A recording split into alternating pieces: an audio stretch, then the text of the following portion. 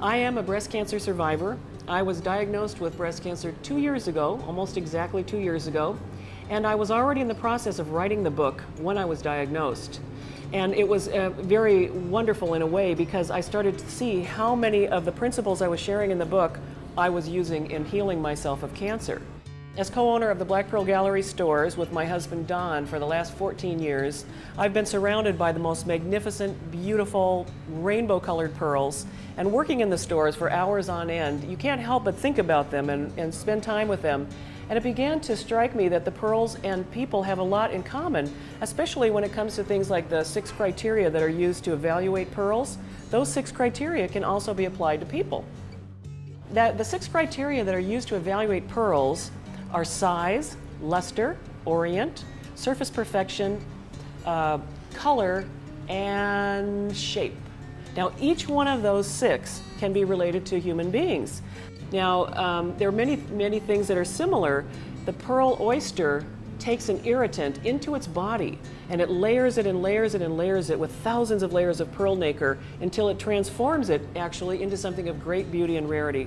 I knew that this irritant that was in my body was not something I wanted to leave there. So I went through a whole year of, I had a lumpectomy surgery, I had chemotherapy, 8 rounds, and I had 6.5 weeks of radiation. I lost all my hair, everything. It's a very, very rigorous and difficult journey.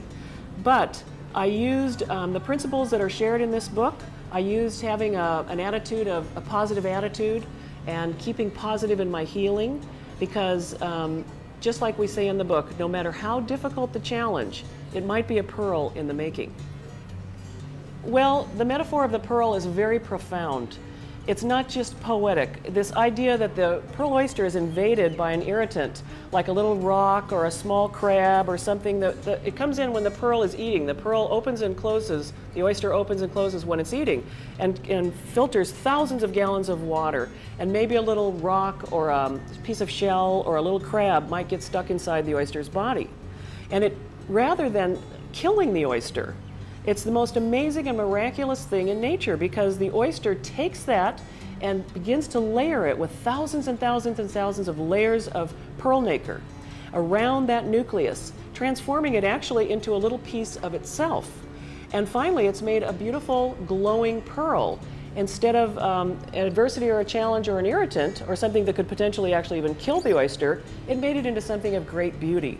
And we as human beings do that same thing. So I did a lot of thinking about that. All the ways when we're confronted with the problems in our lives, you know, serious illness and death, divorce, all kinds of traumas, and yet human beings have courage and strength and the ability to transform those things into beauty and courage. And sometimes they'll look back and see that that adversity, which at the time looked like it was debilitating, it was so painful, actually turned into something that was one of the most wonderful parts of their life as a human being.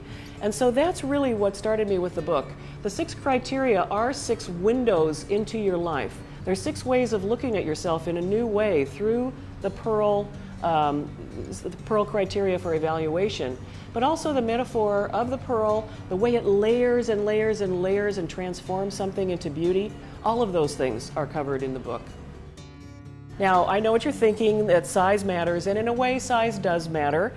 The size that matters is the size of your inner spirit, the size of your dreams in life, the size of your potential, the size of your willingness to give and your generosity. That's the kind of size that matters. And with each of these 6 criteria, I can go through them and show you how it relates to being a human being as well. I think everyone would be interested in reading this book because all of us face challenges in our lives. Right now, here today, I'm signing 2 cases of books that we're sending to New York City to the firefighters and to the policemen closest to ground zero, because it's almost the anniversary of 9/11. And if anyone has faced adversity, it is certainly the New Yorkers in this past year with their horrendous loss. And so I'm sending this book as a way to offer them maybe some ways to look at the experience, to see themselves as a pearl, that they are taking something that was extremely painful and they're transforming it into strength and courage and unity of our whole country and beauty. And so these books are a gift to them and a thank you.